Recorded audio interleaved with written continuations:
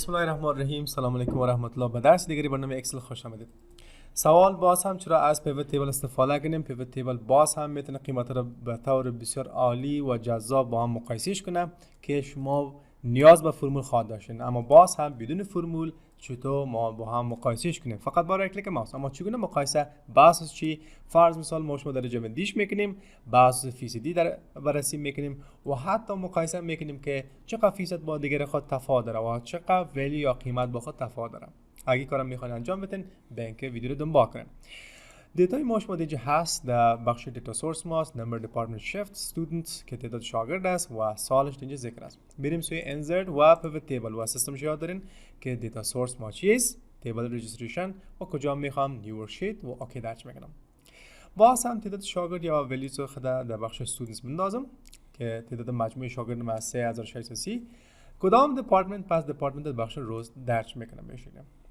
و در رایت کلیک ماوس در شو ولیو از و شما گرند توتال، کالم توتال، پرسنت آف رو توتال و رنینگ توتال و پرسنت آف رنینگ توتال پرکتیس کردین و این دفعه میریم سوی پرسنت آف رو توتال کلیک ماوس میکنم. مثلی هست که ما رایت کلیک ماوس کرده باشم و پرسنت آف گرند توتال گرفته باشم، یعنی تفاوت نمیکنه. و حتی در این صورت اگر من انتخاب کنم پرسنت آف کالم توتال هم تفاوت نمیکنه. پس تفاوت بین این سه گزینه چیست؟ بلکه فرق بین این هر دو خیلی واضح هست، اما من میخوام وضاحت بیشتر در اینجا براتون بدم. مثلا اگر کالم توتال ما بگیریم در مجموع ما شما کالم داریم، در کالم اینجا 100% ذکر است. در اینجا ما رایت کلیک ماوس میکنم و در اینجا کلیک راست ماوس و پرنت توتال باش میگیرم. تا او وقت پرنت توتال با کالم توتال تفاوت نمیشه که ما شما یک عنوان دیگری در بالای دیپارتمنت قرار ندیم، یعنی در قسمت بالای از یک پرنت یا ایرز اضافه میکنیم. حال که ایرز اضافه کنیم اینا دیگه واضح تر میشه. اگه اینها رو شما جمع کنین شما در بخش استاتس بار ببینید 100% تشکیل میده و اینا رو با هم جمع کنیم 100% تشکیل میده که این مسئله در بخش کالم توتال نبود. یعنی اگر پرسنت آف کالم توتال شما بگیرین فرق میکنه، اینا رو اگه شما جمع کنین میشه 54.27 و اگه اینا رو جمع کنین 45.73% میشه. اما با اساس پرنت یا سالش اگر میخوام فیصدی دریافت کنم در اون صورت پرسنت آف رو توتال سلکت میکنم. بخش کالم توتال هم عین می چیز است. بانک شیفت بگیریم در بخش کالم سپارتم و حالا اگر در کالم سپارتم من میخوام فرض مثال این هر دو رو جمع کنم که این هم 100% دریافت شود. مثلا در مارنینگ چند فیصد بوده، در ایونینگ چند فیصد بوده، در اتوماتیو بوده در سال 2022. در اون کلیک راست ماوس و در شو ولی از و بازم پرسنت آف کالم توتال سلکت میکنم. پس وقتی که این هر دو رو با هم جمع کنیم 100% درج میشه. اما باز هم اشتباه صورت نگیره چون این گزینه مشابهت با پرسنت آف رو توتال کار میکنه. اگر پرکتیس کرده باشین به می اساس لازم است که من یک کار دیگه را انجام بدم ایرز بگیرم و بالا شیفت قرار بدم و حال دیگه واضح تر میشه. بلکه اعتبارتم بگیریم مارنینگ و ایونینگ با هم جمع میشه که 100% دیگه دریافت کنه و باز هم ایونینگ مارنینگ 2023 با هم جمع میشه که 100% با ما دریافت میکنه. اما سوال اینجاست که چرا توتال اینا 100% نیستن؟ فقط گرند توتال 100% است. بلکه تو میگم که این هر دو که جمع کنین 100% تشکیل میده و این هر دو جمع کنین 100% و عین شکل ساب توتال رو با هم جمع کنین 100% تشکیل میده.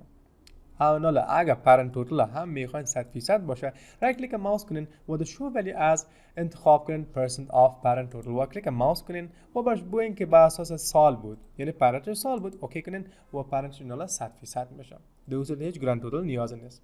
پس 36.67 جمع 63.33 که جمع کنین 100% درج میکنه و این دو قیمت بخش ایونینگ و مارنینگ 2023 همچنان.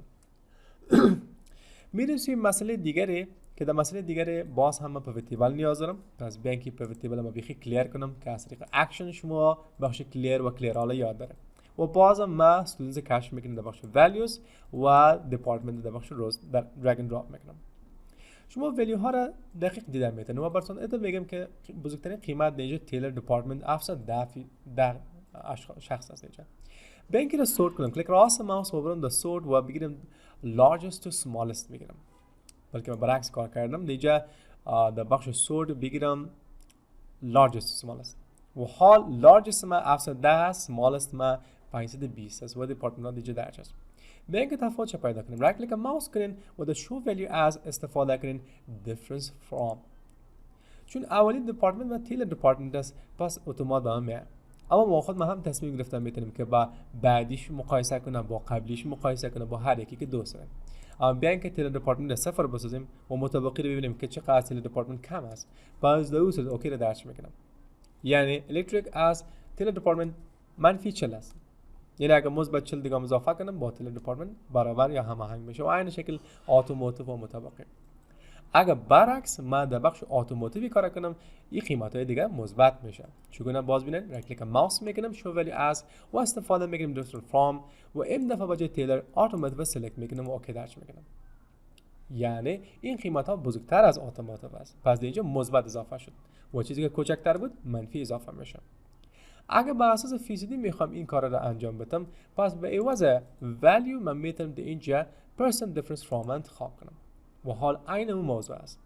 تیلر رو انتخاب میکنم اوکی و حال به اساس فیصدی منفی 5.63% کمتر است و به مشکل تا آخر. و بازم برعکس اگر کار کنم، بازم من میتونم باز بخش percent difference from سلکت کنم و بازم اتوماتیو و هم دفعه میبینید که پرسنتیج چی میشه؟ بالاتر رفته میره، یعنی از پرسنتیج اساسی بالاتر و بزرگتر شده میره، یعنی این مقدارش خواهد بود. میریم سوی بخش rank smallest to largest. اگر من نو کلکولیشن شما بگیرم، شما ببینید که بزرگترین قیمت ما دیگه 710 است، بالترتیب تا آخر پیش میره. اگر ما شما در مکتب هستیم، در کورس هستیم و میخوام نشون بدیم که اول نمره تا آخر نمره، پس در اون صورت از رنک استفاده کرده میتونم. رایت کلیک ماوس میگیرم در شو ولیو از و استفاده میگیرم رنک largest to smallest و حال بحث چی؟ بحث دپارتمنت که اینجا دارم اوکی درج میکنم. پس تیل دپارتمنت نمبر اول است، نمبر 2 الکتریک و سیویل انجینیرینگ است، کمپیوتر است و بالاخره تا آخر است. و اگر برعکس میخوام کار کنم و کسی که فرض مثال قیمتش بالاتر است و رنکش از آخر شروع شده، این کارم کرده میتونم رایت کلیک ماوس کنم در شو ولیو از استفاده کنم رنک smallest to largest و سپس دپارتمنت سلکت کردیم اوکی درج میکنم.